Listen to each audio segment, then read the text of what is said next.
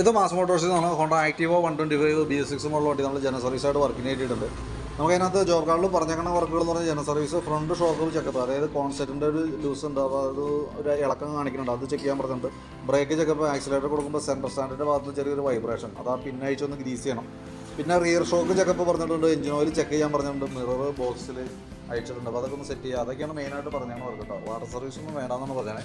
അപ്പോൾ നമ്മൾ വണ്ടി ഓടിച്ചേക്ക് വർക്കിന് കയറ്റിയിട്ടുണ്ട്. നമുക്ക് മെയിൻ സ്റ്റാൻഡിൻ്റെ അവിടെ സൗണ്ട് ഉണ്ട്, കോൺസെറ്റ് ലൂസായിട്ടുള്ള കംപ്ലയിൻറ്റ് ഉണ്ടായിരുന്നു. അപ്പോൾ കോൺസെറ്റ് നമ്മൾ സെറ്റ് ചെയ്തിട്ട് കിട്ടിയിട്ടുണ്ട് കേട്ടോ.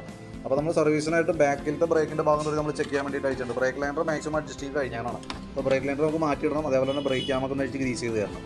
ബാക്ക് വീല് പിടിപ്പിക്കുന്ന ഷാഫ്റ്റാണ്, അതിൻ്റെ ബെയറിംഗ് ഒക്കെ ചെക്ക് ചെയ്ത് വേറെ കംപ്ലയിൻ്റ് ഒന്നുമില്ല. ബാക്കിലത്തെ ടയർ ഏറെക്കുറെ അതിൻ്റെ ലൈഫിലേക്ക് ആയിട്ടുണ്ട് കേട്ടോ. ഇനി ഇടുന്ന സമയത്ത് ഇതേപോലത്തെ ഇടാതിരിക്കാൻ ശ്രദ്ധിക്കുക. കമ്പനി പാറ്റേൺ യൂസ് ചെയ്യാം. സാപ്പർ മോഡൽ എന്ന് പറയും, ആ മോഡൽ യൂസ് ചെയ്യുന്നത് കുറച്ചുകൂടി ബെറ്റർ കേട്ടോ. ഇയർ ബോക്സിൻ്റെ ഈ സൈഡിൽ ചെറിയൊരു ഓയിൽ ലീക്കേജ് തുടങ്ങിയിട്ടുണ്ട്. ആരംഭമാണ്. നമുക്ക് അടുത്ത സർവീസിലൊക്കെ കൂടുതലായിട്ട് കാണുകയാണെങ്കിൽ അഴിച്ച് അതിൻ്റെ ഓയിൽസിലൊക്കെ മാറ്റേണ്ടതായിട്ട് വന്നേക്കും.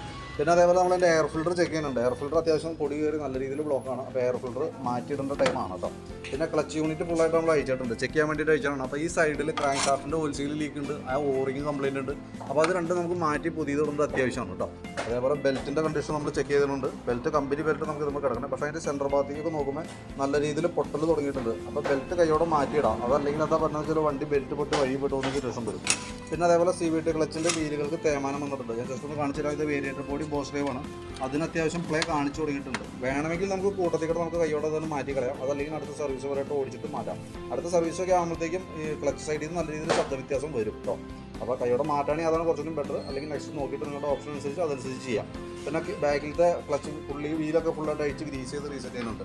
പിന്നെ നമ്മൾ ഈ സൈഡിലേക്ക് വരുമ്പോഴത്തേക്ക് എഞ്ചിൻ ഹെഡിൻ്റെ അവിടെ ചെറിയ ലീക്കേജ് ഉണ്ട്. കവർ ഗ്യാസ്കറ്റ് ലീക്കായിട്ട് ഓയിൽ പുറത്തേക്ക് വന്നിട്ടുണ്ട്. അപ്പോൾ കൈയോടെ അഴിച്ചാൽ ഗ്യാസ്കറ്റ് മാറ്റിയിടാം.